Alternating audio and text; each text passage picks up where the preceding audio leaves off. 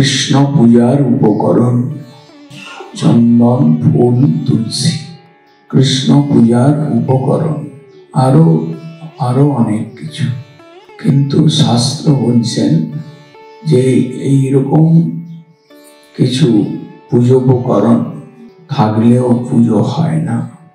যদি প্রেম, প্রীতি, হৃদয়ের অন্তরের ভালোবাসা, সেটার মিশ্রণ যদি না হয়, এই উপকরণগুলোর সঙ্গে প্রীতি ভালোবাসা যদি যুক্ত না হয়, অন্তঃকরণ থেকে প্রভুর প্রতি প্রগাঢ় নিষ্ঠা, শ্রদ্ধা, ভালোবাসা যদি না থাকে, তাহলে ফুল, তুলসী, চন্দন এগুলো বিশেষ কার্যকরী হয় না, ভগবানের প্রীতি আকর্ষণ করতে পারে না, ভগবানের দৃষ্টি আকর্ষিত হয় না।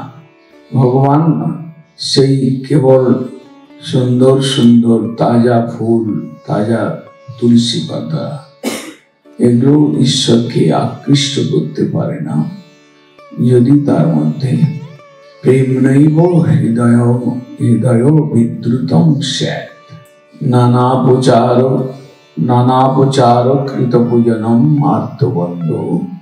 আমি নানা উপচার দিয়ে আর্তবন্ধুর পুজো করলাম, কিন্তু হৃদয়ের প্রীতি ভালোবাসা, আরতি, ক্রন্দন, দৈন্য, এগুলো এই সকল যে সাধকের যোগ্যতার প্রয়োজনীয় বস্তু, সাধকের সাধনের যোগ্যতা এনে দিতে পারে, পুজোটা সুষ্ঠু করতে পারে, পুজোর মধ্যে প্রাণ এনে দিতে পারে, পুজোর দ্বারা আরাধ্য ভগবান আকৃষ্ট হতে পারেন, সন্তুষ্ট হতে পারেন, তার সন্তোষ বিধান হতে পারে।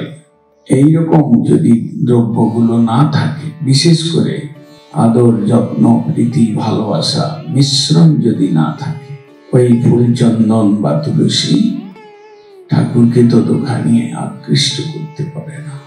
তাই কৃষ্ণ পূজার উপকরণ চন্দন, ফুল, তুলসী অকিঞ্চিৎকর হয়ে যায়, এটা অপ্রয়োজনীয় হয়ে যায়, এটা ভগবানের চিত্তকে আকর্ষণ করতে পারে না।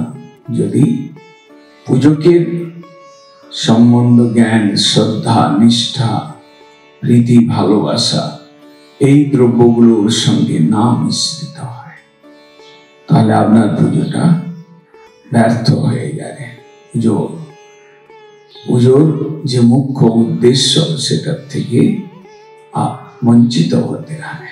কৃষ্ণ পূজা, কৃষ্ণ আরাধনা জীবনের শ্রেষ্ঠ কর্তব্য। জীবনের এই যে শ্রেষ্ঠ আরাধনারূপ, কৃষ্ণ আরাধনারূপ যে কর্ম, এটা নিষ্ফল হয়, এটা ফলপ্রসূ হয় না, এবং এর দ্বারা আত্মপ্রসন্নতা হয় না, পূজকের আত্মপ্রসন্নতা আসতে পারে।